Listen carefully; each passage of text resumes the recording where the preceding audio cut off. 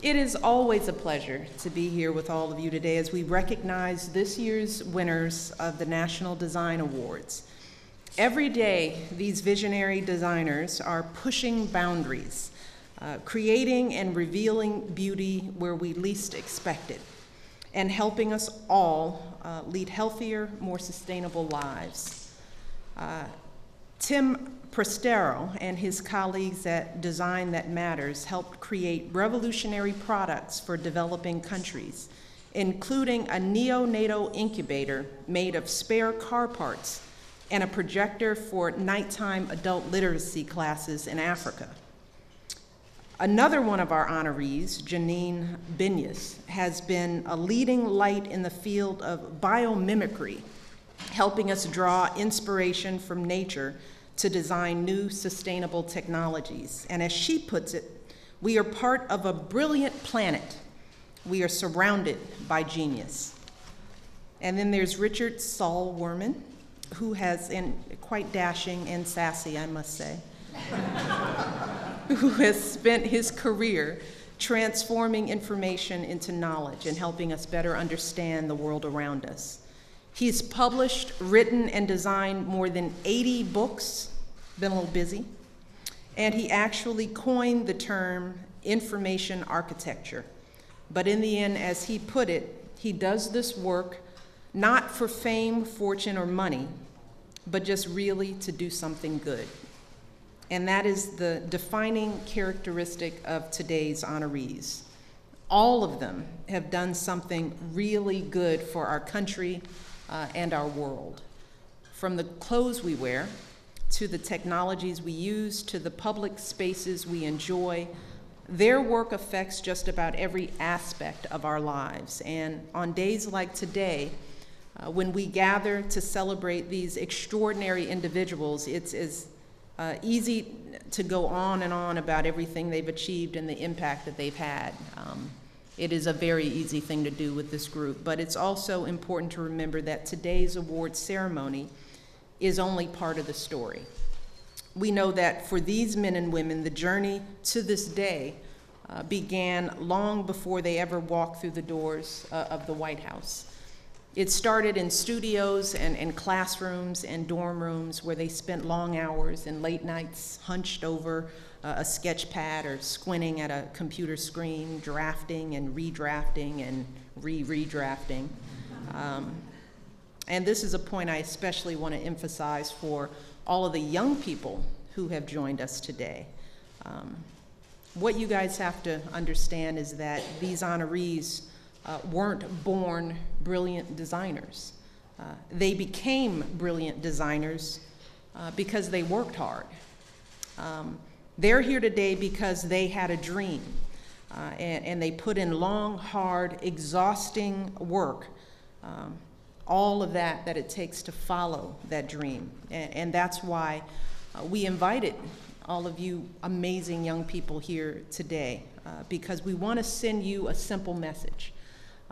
That if you put the time and effort in, if you dream big and truly believe in yourselves, then one day you too can create the designs that can change our lives. You can do this, and maybe even come back and win an award or 2 or 3 or 8 or 10.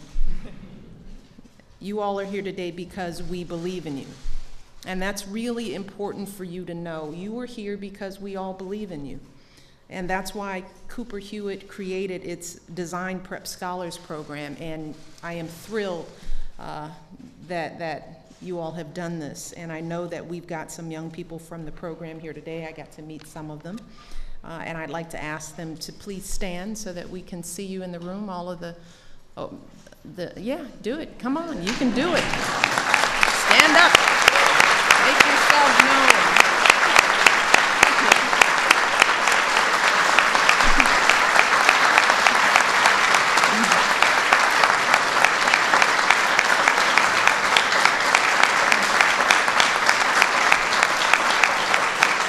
Now, the first thing you have to learn is you can't be shy about getting some attention.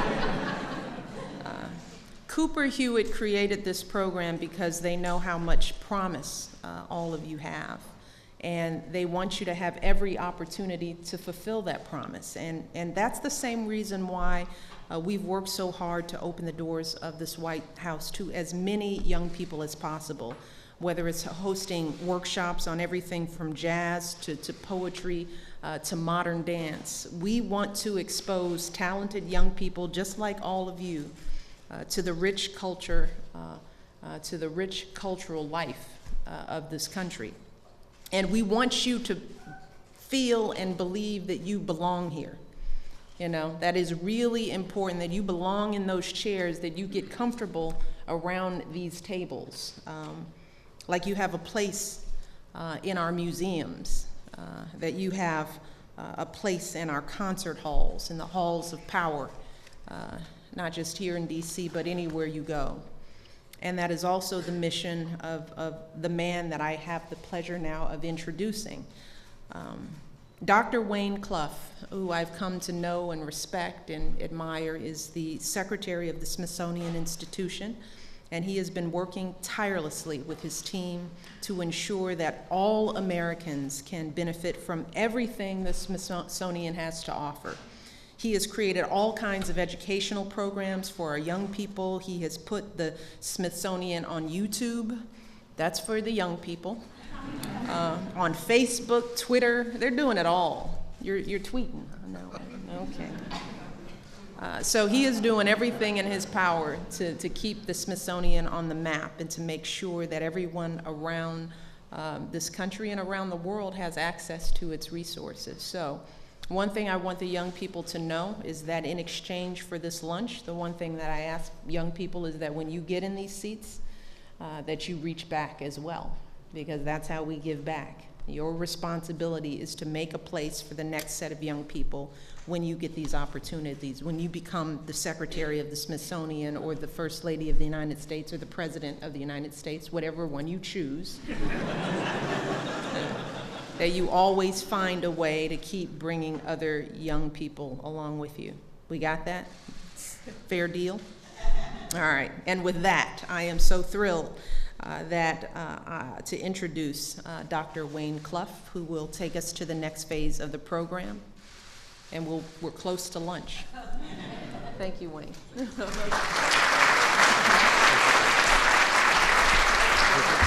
Thank you. Thank you. And to all those young people who are thinking about my job, just wait till I retire before you start competing. I want to thank Mrs. Obama for everything she does for the Smithsonian. She and the President are tremendous supporters of the Smithsonian, and we are very grateful for that. And she continues to serve as the honorary patron for this wonderful event. She is an influential advocate, as you know, for design innovation, as you just heard, and as she has expressed herself in all of her actions, and in support of the National Design Awards. Of course, as the First Lady said, we see design around us every day in everything small and large, from the paperclip to the shuttle Discovery. The awards demonstrate and celebrate how design affects the quality of our life, our community, our education, our economy, and yes, our environment. And this year marks the 13th anniversary of the awards program, which will be formally celebrated on October the 17th at the gala ceremony in New York City. In conjunction with the awards, Cooper-Hewitt invites the public to participate in the online People's Design Award, now in its 7th year. The winner will be announced at the gala. In 2011, the winner was Design Matters, a free podcast about design and culture created and hosted by Debbie Millman, and Debbie is with us today. This morning, of course, Cooper-Hewitt held its 3rd DC-based Teen Design Fair. Our award winners, our jurors, and guest designers discuss careers in design, inspiring more than 300 teens to take on this as a career. This is an exciting and valuable program, and many thanks to so many who put it on, particularly Cooper-Hewitt. I applaud all of today's talented designers and congratulate them for winning the awards, for helping us educate the next generation of design leaders. I'd like to welcome all of our 15 teens who are here and say congratulations from the Smithsonian. You'll certainly have something to tweet and talk about after today. And wait till after lunch. We wouldn't be doing this without the continued support, of course, of Target, which has made today's Teen Design Fair and numerous elements of the National Design Week possible for the 7th year in a row. Let's give Target a hand.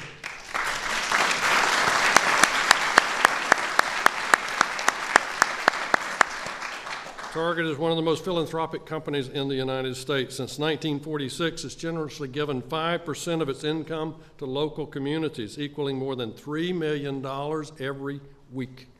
In addition, as part of its new education initiative, Target is on track to reach $1 billion in giving to education by the end of the year 2015. This includes Target's generous support for the Cooper-Hewitt, particularly the new Education Center in Harlem, which we opened in May, and other Smithsonian education programs. We also thank Nissan for getting us here, Behance for getting the awards online, and Fast Company for getting design out there. The Smithsonian is fortunate to have an extraordinary director of Cooper-Hewitt, Bill Margridge, who is unable to be with us today because of illness. So, in his stead, Cooper-Hewitt's very creative associate director, Caroline Bauman, was here today. Caroline? Thank you so much.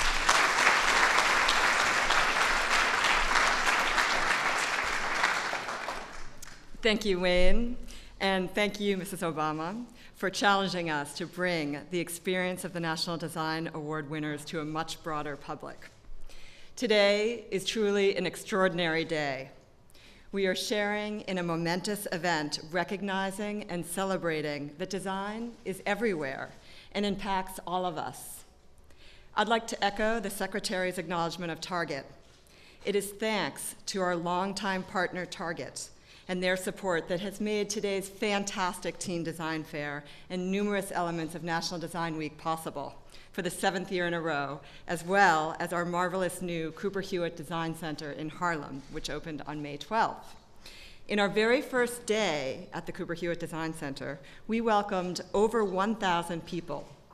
Since then, hundreds of students, families, and educators have participated in our educational programs in just these past 2 months. We've also brought design into the New York City classrooms, already impacting 17,000 students in our very first year of this programming. Cooper-Hewitt's mission is to explore the impact of design on daily life and advance the public's understanding of design. We do this through our collections, exhibitions, and educational and online programs. The 15 students here today represent the thousands of young people our programs serve every year. I am absolutely thrilled to introduce to you today the talented individuals whose work brought us all into this room today. Design pioneers and thinkers such as Richard Saul Wurman, who has transformed the way we see information and exchange ideas. Janine Benyus, who encourages us to take a closer look at nature in order to explore its sustainable design solutions. Red Burns, a pioneering force in shaping the interactive media world as a designer and educator. We recognize Design That Matters, led by Timothy Prostero, an organization that uses design to bring positive change to developing communities worldwide. Architects Mac Scoggin and Meryl Elam, who have not only impacted the built environment, but are also known as being unerringly generous in their support of emerging architects. For making critical thinking and reflection in visual communication a thing of beauty and contemplation, graphic designer Rebecca Mendez. We applaud Tom Brown, whose fashions evoke the past with an updated sensibility. Evan Roth creates engaging interactions that push the boundaries on what we see and experience. Architect Clive Wilkinson for designing unique interiors that empower and invigorate organizations through creative environments. Chris Reed and Scott Bishop of STOS for uniting infrastructure, functionality, and ecology to make our urban communities stronger. And we celebrate product designer Scott Wilson, who has carved out a new path for creatives and aspiring entrepreneurs around the world. These are our 2012 National Design Award winners. Please do stand so that we may recognize you for shaping the way we live, work, and interact with our environment and with each other.